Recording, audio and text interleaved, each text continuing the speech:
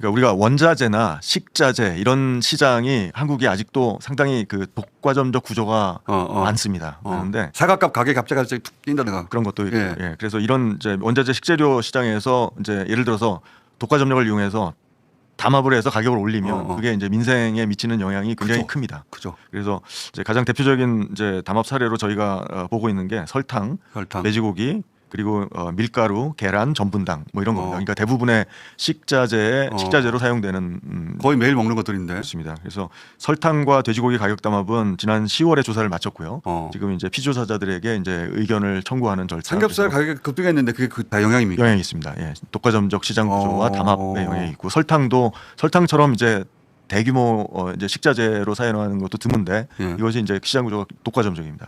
그리고 그 독과점적 구조를 또 담합을 해서 가격을 올리는 행위는 정말 시장 전통적으로 좀 우리가 공정거래법에서 규율하는 그런 대표적인 행위입니다. 예. 삼겹살 가격이 그래서 올랐구나. 이거 만약에 이 소위 시정 명령 그리고 처벌이 약하면은 계속 그럴 거 아니에요. 그렇습니다. 처벌이 강해야 돼요. 이런 거는. 그렇습니다. 그렇습니다. 하시는 겁니까? 그래서 지금 그러니까 우리나라 이제 공정거래법에 그러니까 이게 어떻게 보면 되게 원론적인 얘기인데 불공정 행위나 법 위반 혹은 반칙 행위가 근절되지 않는 것은 이 반칙을 통해서 얻는 이익이 그렇죠. 이 반칙이 이제 적발되었을 때 발생하는 어떤 손해 처벌보다 약하기 때문입니다. 그렇죠. 이익이 더 크기 때문입니다. 그러니까요.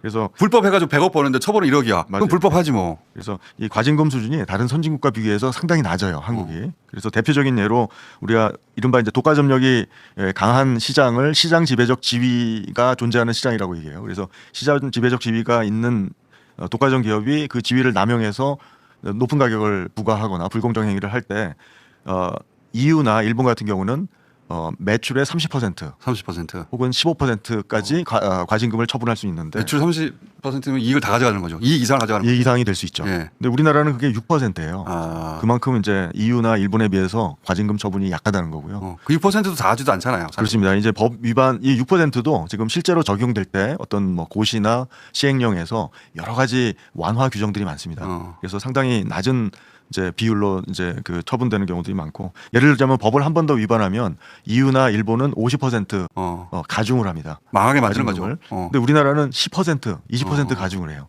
그러니까 그것도 좀 문제가 많고요. 그러니까 법을 어떻게 실제로 적용하느냐에서도 너무 감명 규정들이 많고 너무 기업들 너무 봐주는 거죠. 예. 그래서 한마디로 이제 지금은 이제 그런데 형벌이 많아요 또. 이거 과징금은 낮고 너무 과도하게 형벌에 의존합니다.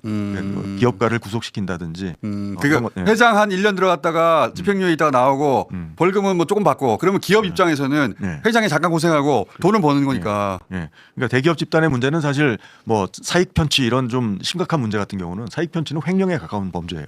그런 경우는 구속시켜야 돼요 회장을. 그거 맞는 얘기인데 중요한 건 뭐냐면 경미한 법 위반들이 많이 존재하거든요. 그러니까 독과점이 아니고 중소기업들도 경미한 법 위반 할 때 지나치게 형벌에 의존하는 경우들이 많아요. 근데 그것들은 형벌보다는 강력한 과징금으로서 제재하는 것이 훨씬 더 쉽습니다.